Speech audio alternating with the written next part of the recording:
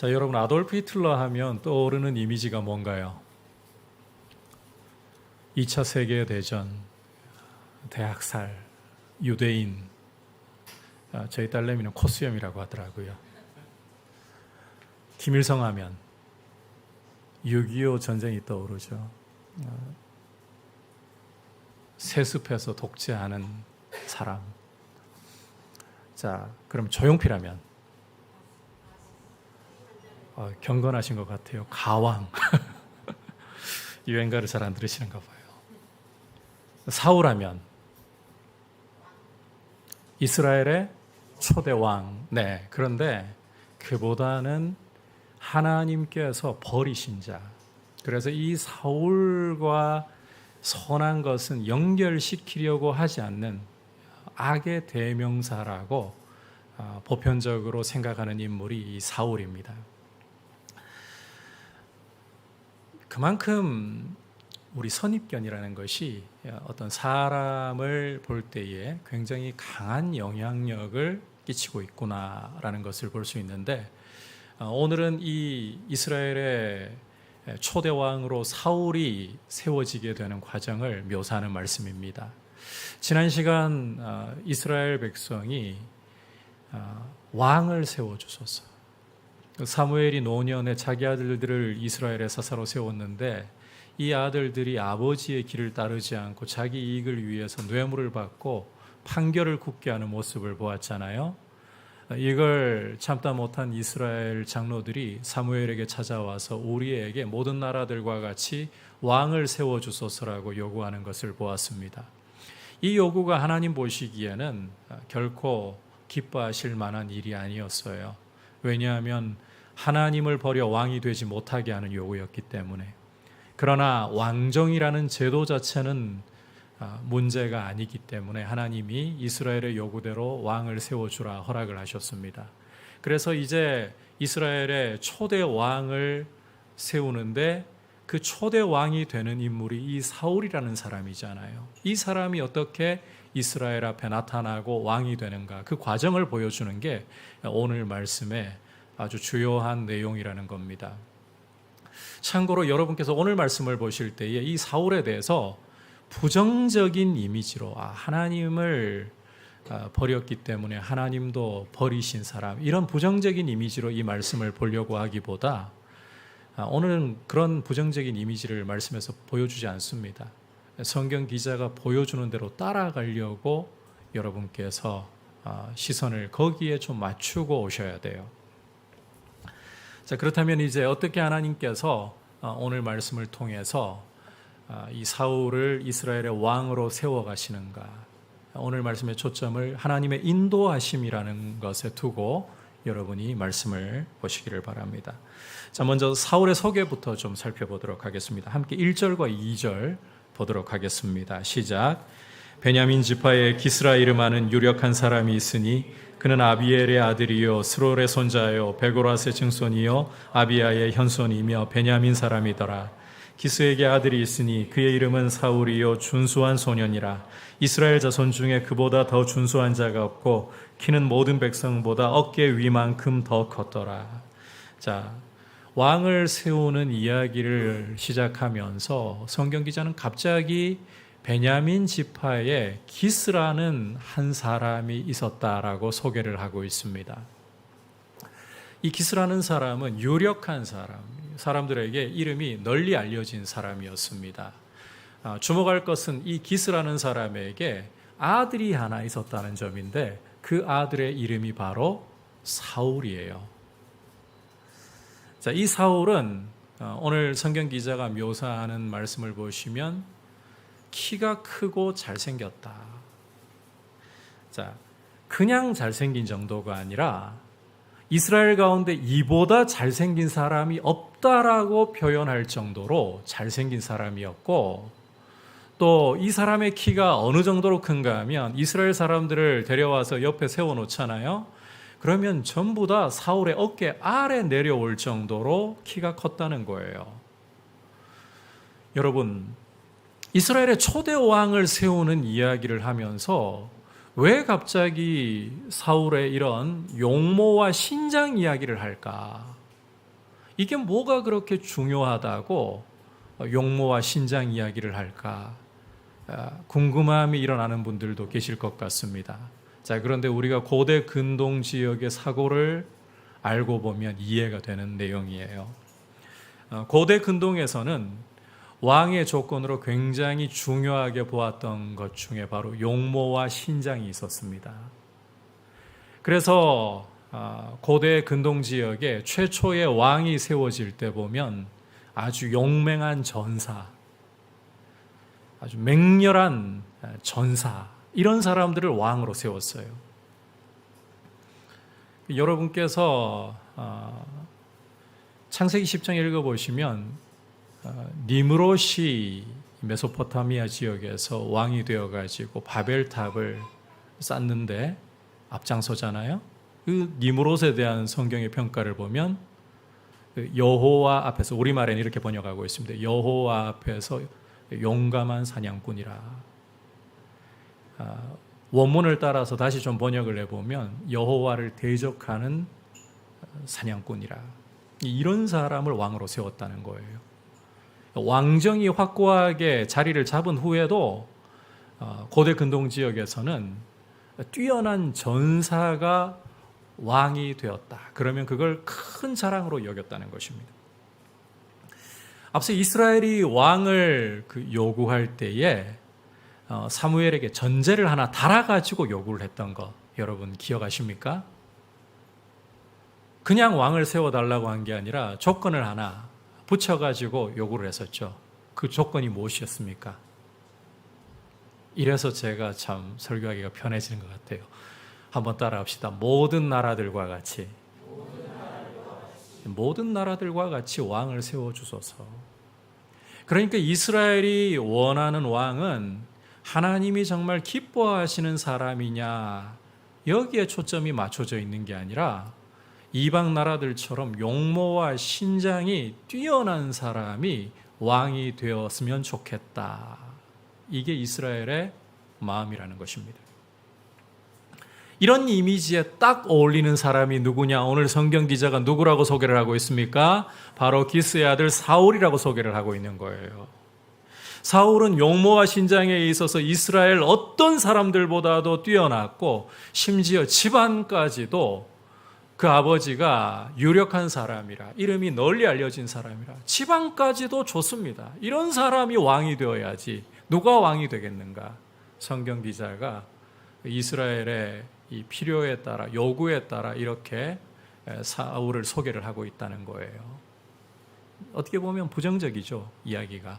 그런데 여러분, 그렇다고 해서 사울 자체를 성경 기자가 부정적으로 묘사하고 있지 않다는 것을 다시 한번 강조합니다. 그래서 여러분께서 오늘 이 사울을 보실 때 부정적인 코드로 자꾸 보려고 하시면 오늘 말씀을 자칫 놓쳐버리게 돼요. 성경 기자가 보여준 대로 따라가려고 하셔야 돼요. 그래서 오늘 여러분 이 말씀 보면서 핵심은 앞서도 이야기했지만, 자, 이 사울이 이제 왕으로 세워져야 되는데 어떻게 이스라엘 앞에 나타나게 될 것인가? 그러려면 이 킹메이커 역할을 하는 선지자인 사무엘과 만남을 가져야 됩니다. 어떻게 사무엘을 만나게 될 것인가? 여기에 초점이 있다는 겁니다. 이걸 염두에 두고 이 사울을 보시라는 거예요. 자, 그렇다면 이제 계속해서 어떻게 하나님께서 사울을 이끌어서 사무엘과 만나게 하시는가, 그 과정을 살펴보도록 하겠습니다. 자, 오늘 말씀을 보시면 정말 뜻밖의 사건이 사울과 사무엘이 만나는 징검다리 역할을 하고 있어요. 이 뜻밖의 사건이라는 것은 무슨 대단한 사건도 아니고 농경사회에서, 고대 농경사회에서 언제든지 일어날 수도 있을 법한 평범한 사건입니다. 무슨 사건이냐? 함께 3절 읽어보겠습니다. 시작. 사울의 아버지 기스가 암나기들을 잃고 그의 아들 사울에게 이르되 너는 일어나 한 사환을 데리고 가서 암나기들을 찾으라 하매. 자, 함께 읽은 말씀에서 기스가 자기 암나기들을 잃어버리고 아들인 사울에게 이 암나기들을 찾아오라 지시하는 장면을 볼 수가 있습니다. 앞서 말씀드렸다시피 암나기 잃어버리는 일, 농경사회에서 종종 발생할 수도 있는 일이에요. 제가 어릴 적에, 어리다고 해도 너무 어릴 적은 아니고 청소년기였어요. 아버지께서 소를 키우셨던 적이 있습니다. 한 번씩 소 키우다 보면 소들이 집단 탈출할 때가 있어요. 단단히 단속을 한다고 했는데 어찌된 영문인지 정말 하루는 키우던 소들이 완전히 다 탈출을 해버렸어요. 그래서 제가 자전거로 그 영화를 보는 듯이 그 소들 옆을 위험한데 그죠? 지나가가지고 그야말로 자전거를 확 들어가지고 앞에 딱 세우고 소들을 막아서 또 지금 생각해 보면 무슨 객기로 그렇게 했나? 그런 일이 벌어진다는 거죠. 농경사회에서는. 그렇다고 해서 여러분 이게 그냥 가벼운 일만은 아닙니다. 왜냐하면 농경사회에서 이 나귀 한 마리도 큰 재산이거든요. 그래서 이런 중요한 일을 갖다가 기스가 맡기는데 사울에게 맡기죠. 이걸 보면 사울이 아들들 중에서도 제일 좀 믿을 만한 사람이었다. 이렇게 우리는 유추해 볼 수가 있습니다. 어쨌든 중요한 것은 사울이 아버지의 잃어버린 나귀를 찾으러 가게 되었다는 이 사실인데, 왜냐하면 바로 이것 때문에 사울이 사무엘에게로 향하는 길이 열리기 시작하기 때문이라는 것입니다. 자, 이제 이어지는 4절과 5절을 보시면 사울이 종과 함께 이곳저곳 나귀를 찾아 헤매고 다니는 모습을 여러분께서 읽어보실 수가 있습니다. 그러다가 수읍이라는 땅에까지 이르게 되는데, 이 수읍에 이르러 가지고는 사울이 종에게 나귀 걱정은 고사하고 아버지께서 우리 걱정하시게 되었다. 사흘 동안을 그렇게 찾아다녀도 못 찾았거든요. 요즘 같으면야 뭐 휴대폰이 있으니까 전화해서 무슨 상황인지 물어보면 되겠지만, 고대에는 뭐 이렇게 사흘 동안 아들 종 집 나갔다 소식 들을 길이 없잖아요. 아버지가 우리 걱정하시게 된 판이다. 그냥 돌아가자 이러고 있습니다. 그런데 이때 여러분께서 잘 보시면 사울의 종이 한마디를 하는데 이게 굉장히 중요해요. 함께 6절 읽어보겠습니다. 시작. 그가 대답하되 보소서 이 성읍에 하나님의 사람이 있는데 존경을 받는 사람이라. 그가 말한 것은 반드시 다 응하나니 그리로 가사이다. 그가 혹 우리가 갈 길을 가르쳐 줄까 하나이다 하는지라. 자, 종의 말을 들어보면 사울과 종이 당도한 이 숲이라는 땅에 누가 살고 있다고요? 하나님의 사람인 사무엘이 살고 있다는 겁니다. 이때까지만 해도 사울은 사무엘을 잘 몰랐던 것 같아요. 오늘 함께 읽은 이 6절을 보시면 종을 통해서 비로소 사울이 사무엘이라는 사람의 존재에 대해서 알게 되고, 이 사무엘은 하나님의 사람이라는 것과 사람들에게 크게 존경을 받고 있고, 그가 하는 말은 반드시 다 응한다. 이 사실을 알게 되는 것입니다.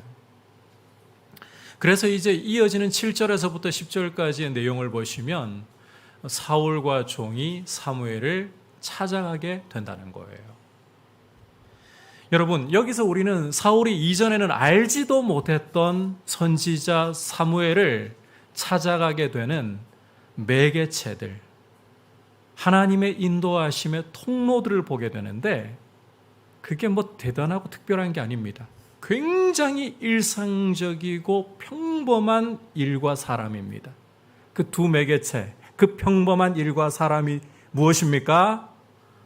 아버지가 암나귀들을 잃어버린 사건, 그리고 사울의 종이라는 거예요. 여러분 보십시오. 여기에 뭐 특별한 대단한 것이 있습니까? 아닙니다. 단속이 잘 안 되면 언제든지 나귀 탈출할 수 있어요. 그런 평범한 농경사회에서 평범한 일이에요. 사울 눈만 뜨고 부르기만 하면 달려오는 게 종이에요. 이런 평범한 사건과 평범한 일이 오늘 말씀 속에서는 놀랍게도 사울이 사무엘을 만나러 가게 되는 인도하심의 통로가 되어서 사울이 이스라엘의 초대왕으로 등극하게 되는 계기가 된다는 것이에요.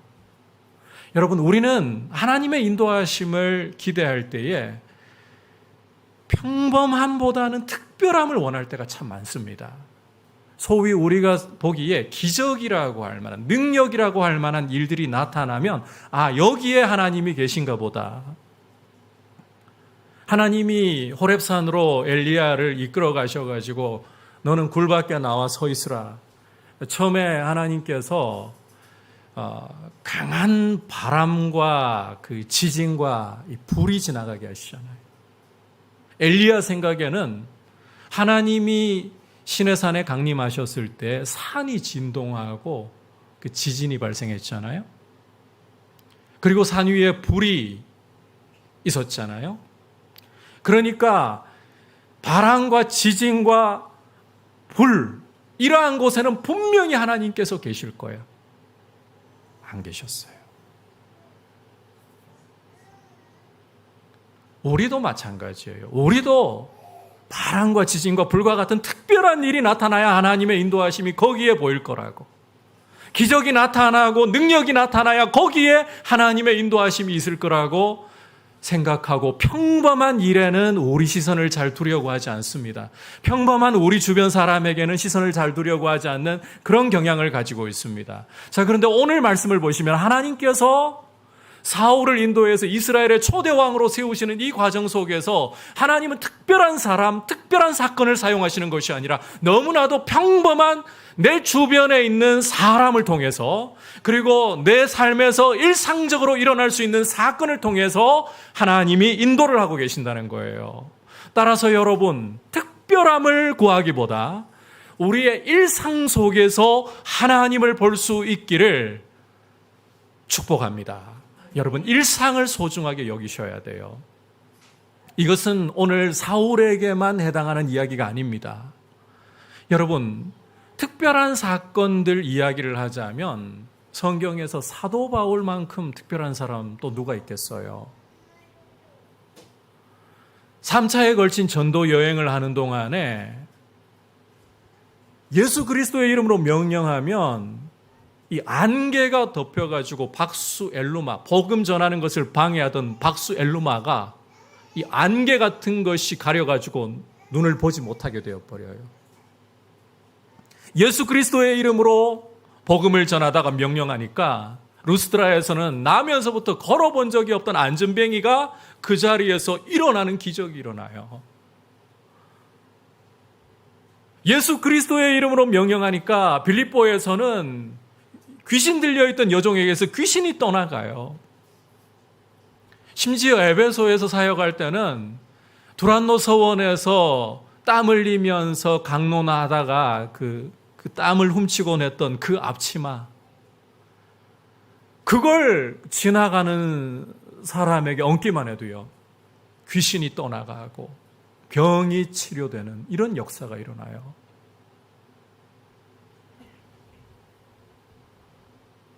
두기고라는 청년이 말씀 듣다가 떨어져가지고 죽었을 때에는 살려내요.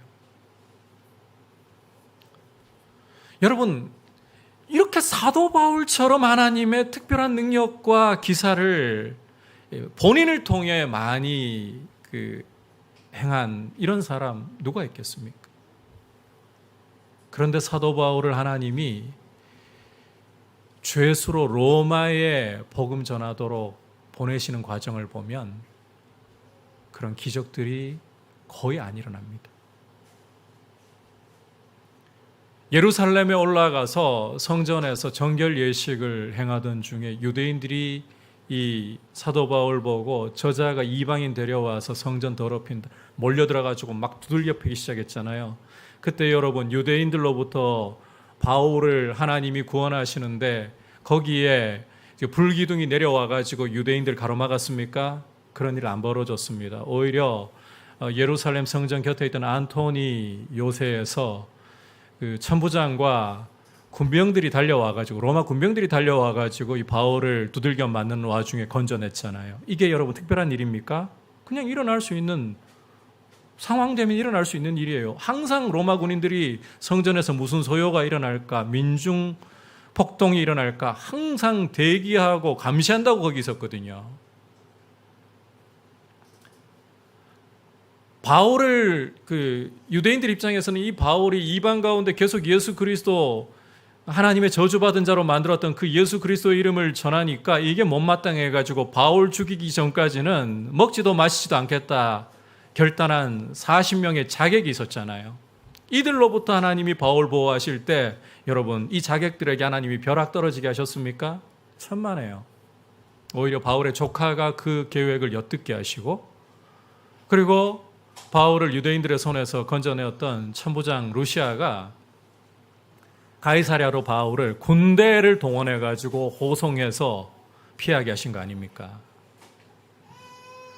로마로 호송될 때도 마찬가지입니다. 바울이 무죄하다는 사실이 분명히 총독에게 또 아그리파 왕에게 드러났음에도 불구하고 로마로 보낼 때 어떻게 보냅니까? 백부장에게 그 호송을 맡겨가지고 죄수의 신분으로 가잖아요. 여기 무슨 기적이 일어납니까? 그런데 여러분, 바울은 이런 과정 속에서 아무런 기적도 일어나지 않는 이런 과정 속에서 이 모든 과정이 하나님이 자기를 로마로 이끌어 복음을 전하게 하시는 인도하심이라고 보았습니다. 그냥 자신에게 있는 상황 자체예요. 그 평범함 속에 그는 하나님을 보았던 거예요. 우리 주님도 마찬가지이십니다. 여러분, 우리 주님은 공중에 나는 새 한 마리, 농사를 짓는 것도 아니고 곡식을 모아 곡간에 드리는 것도 아니고 그런 새 한 마리를 보실 때에도 하늘 아버지께서 먹이시는 것으로 보셨어요.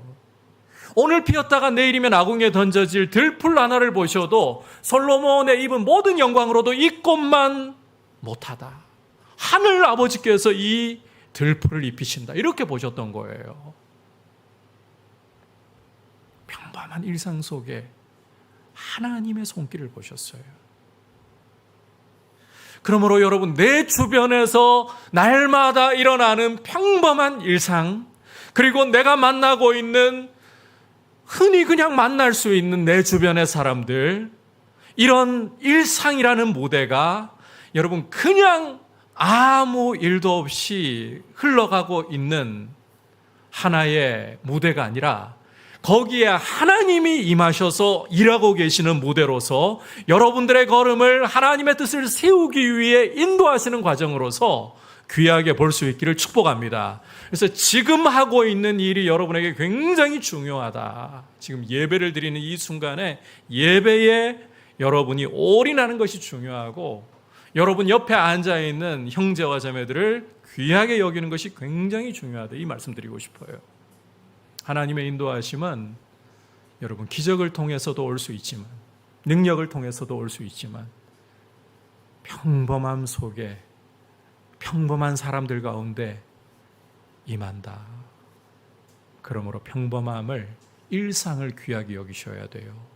한번 여러분에게 여쭤보고 싶어요. 기적을 통해, 능력을 통해서 그 하나님 인도하시면 여러분께서 굉장히 좀 드라마틱하게 느끼고 또 감정도요 막 풍부해지고 하나님이 일하신다 이런 말하기 쉬울 거예요. 그런데 여러분들의 감정이 특별히 동하지도 않고 너무 흔해 빠져가지고 뭐 늘 보던 일, 늘 보던 사람, 하품이 나올 정도의 상황입니다. 거기에서 하나님 인도하심을 기대하십니까? 그런데 여기에서 하나님 인도하심을 세밀하게 관찰하고 주목하고 있다. 어느 게 더 위대하다고 생각하십니까, 여러분?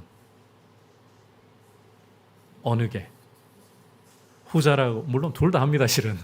어디든 여러분 기적이 일어나도요, 실은 눈이 안 열리면 기적 속에서도 하나님 보기보다 내가 특별한 사람이어서 이런 일이 일어난 줄 알아요. 근데 여러분, 실제로는 평범하기 그지없고 흔해 빠진 일상, 내 주변의 사람들, 그 속에 하나님 볼 수 있다는 게 진짜 위대한 거예요. 그런 사람은 기적이 일어나도 야, 나한테 이런 우연이 내가 뭐 특별한 사람인가? 또 내가 뭔가 이 하나님께 복받을 일을 했나? 이러지 않고 하나님께 영광을 돌려요. 하나님이 눈 열어주셔서 일상 속에서도 하나님의 인도하심을 볼 수 있기를 축복합니다.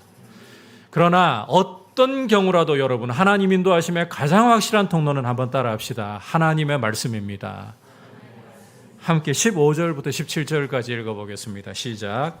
사울이 오기 전날에 여호와께서 사무엘에게 알게 하여 이르시되 이맘때에 내가 베냐민 땅에서 한 사람을 내게로 보내리니 너는 그에게 기름을 부어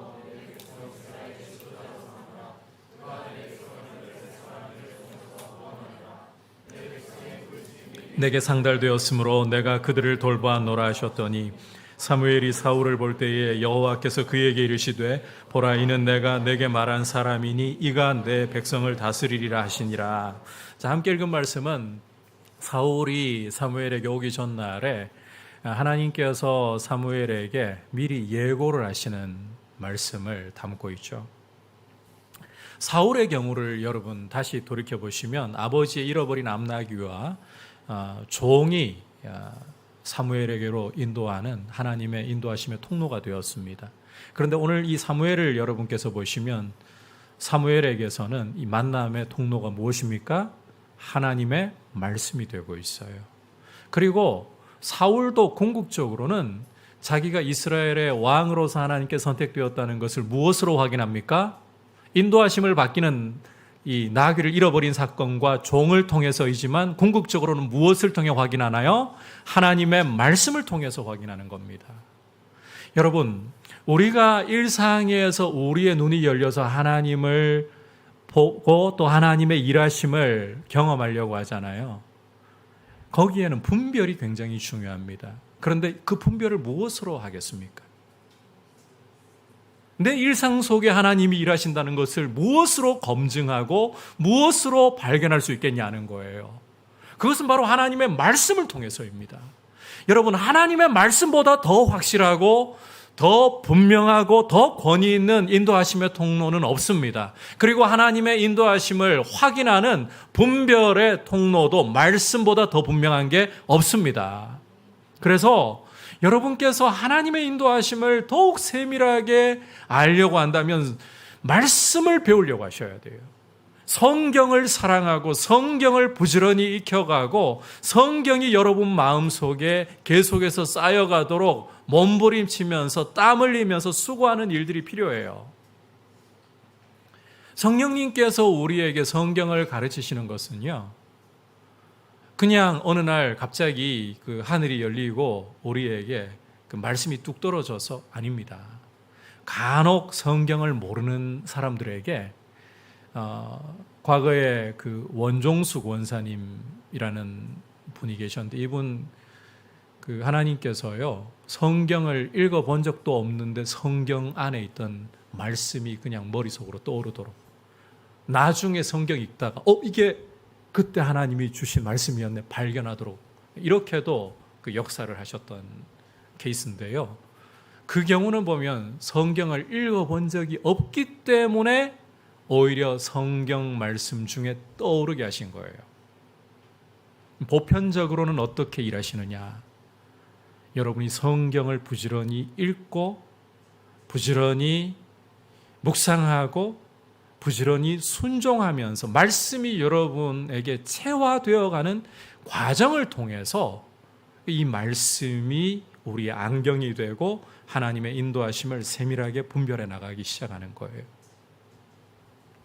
말씀을 배우셔야 되는 거예요. 말씀을 알아가기 위해 땀을 흘리셔야 되는 거예요. 그게 성령께서 여러분들에게 말씀의 사람 되어가게 하는 과정에 있어요. 그냥 입만 벌린 채 기도하면서 하나님 말씀을 넣어주세요. 성경은 안 읽어요. 그러면 성령님께서 이렇게 응답하실 거라고 확신하셔도 됩니다. 성경부터 읽거라. 너의 성경책은 어디 있니? 성경부터 펴서 읽거라.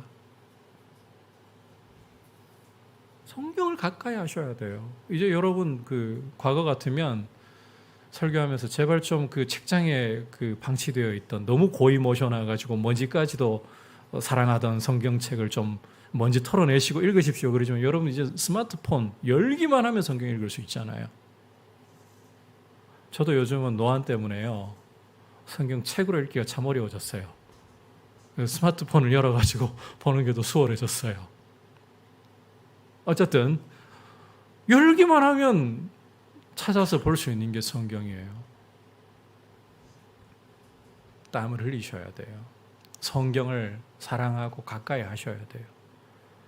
그럴 때 여러분이 하나님의 인도하심에 대해서 성경을 통해서 더욱더 잘 분별할 수 있고 일상 속에서도 하나님의 인도하심을 보는, 평범함 속에서도 하나님을 발견하는 이런 눈이 생기게 되는 것입니다. 그래서 성경의 사람들이 되시기를 축복합니다. 자, 이제 마지막으로 인도하심을 받아들이는 태도에 대한 부분을 좀 살펴볼 텐데 한번 따라합시다. 겸손함입니다. 겸손함이 하나님의 인도하심을 받는 태도예요. 자, 19절부터 20절을 보시면 이제 사울과 사무엘이 만난 장면을 묘사를 하고 있어요. 이 말씀에서 사무엘은 사울이 찾던 선견자, 선지자가 바로 자신이다. 그러면서 아버지 암나귀는 찾았다. 안심하라는 거죠. 어디에 초점을 맞추느냐? 이스라엘이 다 사모하고 있는 사람이 누구냐? 너 아버지의 직과 너 아니냐? 간단하게 이야기하면 이런 겁니다. 하나님이 너를 이스라엘 초대 왕으로 선택했다. 이게 내가 나한테 해주고 싶은 너무 중요한 이야기다. 이 이야기를 하고 있는 거예요. 자, 이때 사울이 어떤 반응을 보이느냐? 굉장히 중요한 반응인데요. 21절 함께 읽어보겠습니다. 시작. 사울이 대답하여 이르되 나는 이스라엘 지파의 가장 작은 지파 베냐민 사람이 아니니까 또 나의 가족은 베냐민 지파 모든 가족 중에 가장 미약하지 아니하니까 당신이 어찌하여 내게 이같이 말씀하신가 하니. 자, 사울의 말 속에서 인상 깊은 두 표현이 보면 가장 작다, 가장 미약하다는 말입니다. 겸손함을 표현하고 있는 것이죠. 우리가 사울에 대한 선입견을 좀 내려놔야 된다고 한 부분이 특히 이 부분인데요. 사울에 대한 선입견을 갖고 있으면 사울에게 겸손함은 무슨 겸손함? 이렇게 생각할 겁니다. 그런데 여러분, 이 표현 사울의 겸손함이 맞아요. 그 증거를 우리가 사무엘상 15장 17절에서 발견할 수가 있어요. 함께 읽어보도록 할까요? 시작. 사무엘이 이르되 왕이 스스로 작게 여길 그때에 이스라엘 지파의 머리가 되지 아니하셨나이까.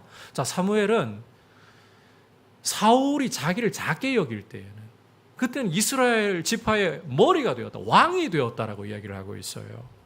하나님께서 겸손한 사울을 이스라엘의 초대 왕으로 높여주셨다는 이야기입니다. 그리고 여러분, 이 사울의 지파를 보시면 또 참 놀랍습니다. 어느 지파입니까? 베냐민 지파이죠. 여러분께서 사사기 20장과 21장을 보시면 베냐민 지파가 어느 정도로까지 추락을 하게 되는가 하면 내전이 일어나잖아요. 베냐민 지파 대 나머지 11지파 간에 그 기브아 사건, 그 기브아 사건이라는 게 한 레위인의 첩을 갖다가 기브아의 불량배들이 집단 강간하고 결국은 죽게 만들잖아요. 이런 악한 비류들을, 불량배들을 이스라엘 11지파가 내놓으라, 우리가 심판하겠다. 그때 베냐민 지파는 그들을 두둔하고 이스라엘 11지파와 싸우려고 했습니다. 그러다가 이 전쟁에서 결국은 하나님이 베냐민 지파를 11지파에게 넘기시는데 장정 600명만 남고 다 남자, 여자, 아이 할 것 없이 다 죽어요. 여러분, 600명 남았다. 한 지파가 600명 남았다. 이게 제대로 지파답다라고 할 수 있겠습니까? 거의 소멸되었다라고 해야 될 형편인 거예요. 그리고 지금 우리가 보고 있는 이 말씀은 사사시대의 거의 끝단이에요. 왕이 세워지기 바로 직전이란 말이에요. 이때도 사울 자신도 인정하지만 베냐민 지파는 제일 약한 지파, 제일 작은 지파입니다. 그런데 하나님께서 어느 지파에서 왕을 지금 선택을 하고 계십니까? 여러분, 창세기 49장 보시면 야곱이 아들들을 위해서 죽기 전에 축복하는 기도를 읽을 수 있잖아요. 거기에서 왕의 규가 어디서 나온다 그럽니까? 유다 지파에서 나온다고 하죠. 그렇다면 어느 지파를 바라보고 기대해야 되겠습니까? 제일 수도 많고 유다 아니겠습니까? 그런데 뜻밖에도 하나님이 어느 지파? 지금 숫자가 줄을 대로 줄어가지고 이게 소멸될 뻔했다 할 이런 베냐민 지파에서 이스라엘의 초대 왕을 하나님이 내고 계시는 거예요. 하나님은 낮은 곳에서 오히려 위대함을 이루시는 거예요. 이걸 보면 하나님은 잠언 기자가 이야기한 대로 겸손을 통해서 존귀함을 이루시는 분이에요. 겸손이 존귀의 앞잡이인 것입니다. 여러분, 이것은 단순히 잠언 기자만 하는 이야기가 아니에요. 베드로 사도가 뭐라고 하는가? 베드로전서 5장 6절에서 이렇게 말씀을 하고 있습니다. 같이 읽어보겠습니다. 그러므로 하나님의 능하신 손 아래에서 겸손하라. 때가 되면 너희를 높이시리라. 여러분, 이 사실 꼭 기억하세요. 교만은 멸망의 선봉이고 교만의 길로 걸어가면 반드시 하나님이 낮춰버리시고 심판하실 수밖에 없습니다. 우리 인생이 타락하고 비극에 빠지게 된 원인이 어디에 있습니까? 하나님 없이는 못 사는 우리 인생이 하나님을 몰아내고 자기 스스로 왕이 되려고 했던 데 있지 않습니까? 교만함에 있다는 거예요. 반대로 이런 죄 가운데 있고 비참한 가운데 있는 우리 인생을 구원하시기 위해서 하나님이 어떤 일을 하셨습니까? 자기의 독생자를 내어주시는데 예수 그리스도께서 자기를 비워서 우리와 같은 사람이 되시고 뿐만 아니라 자기를 낮추셔서 십자가에 죽기까지 복종하시는 겸손함을 통해 우리를 죄로부터 구원하고 우리를 하나님의 자녀로 삼으시지 않았습니까? 그리고 여러분, 이렇게 죽기까지 복종하신 그리스도를 하나님은 지극히 높이셔서 모든 이름 위에 뛰어난 이름을 주셔서 하늘과 땅과 땅 아래 모든 입이 예수를 주라고 시인하게 하시고 모든 무릎이 그 이름 앞에 꿇게 하셨지 않습니까? 겸손이 존귀의 앞잡이인 거예요. 겸손이 하나님의 인도하심을 맛보게 하는 중요한 태도인 거예요. 겸손함이 없으면 여러분, 하나님이 인도해 주셔도 안 받아들입니다. 내가 원하는 대로 가지 않으면 하나님의 인도하심은 인도하심이 아니라고 튕겨버려요. 그래서 이번에 그 청년부 수련회 할 때 둘째 날에 천태성 목사님 정말 중요한 말씀을 하셨는데, 일단 순종을 해보라고. 하나님 인도하심인지 그 확인하고 순종하겠다고 하지 말고 하나님이 우리 안에 어떤 감동을 주시면 순종부터 해보라고. 여러분, 겸손해야 순종하거든요. 하나님 말씀 앞에 겸손히 자기를 낮추어 순종해보면 이게 하나님 뜻인지 분별이 되는 거예요. 하나님의 인도하심인지를 알게 되는 거예요. 겸손히 하나님의 인도하심을 받아들이는 정말 중요한 태도이다. 그래서 하나님의 능하신 손 아래서 겸손히 하나님을 기다리고 하나님 말씀 앞에 순종하겠노라고, 하나님의 인도하심 앞에서 순종하겠노라고 이렇게 자신을 하나님 앞에 드릴 수 있기를 축복하고, 하나님의 인도하심을 여러분 삶 가운데에서 풍성하게, 하나님의 역사를 여러분 삶 가운데 풍성하게 경험하시기를 축복합니다. 오늘 여러분과 함께 사울이 이스라엘의 초대왕으로 어떻게 세워지게 되느냐, 이 과정을 통해서 하나님 인도하심에 대해서 말씀 살펴보았습니다.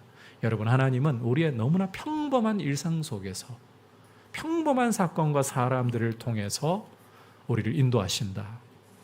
여기 하나 빠진 게 있는데요. 그러나 가장 확실하고 가장 우리를 정확하게 인도하시는 통로, 그리고 분별의 권위는 무엇이다? 하나님의 말씀이다. 말씀을 사랑하셔야 돼요. 그리고 겸손이 존귀의 앞잡이이며 하나님의 인도하심을 잘 받아들이게 하는 중요한 태도이다. 겸손해야 된다. 꼭 기억하시고 주님과 함께 한 걸음 한 걸음 동행하는 귀한 복을 누리시길 축복합니다. 자, 이제 찬송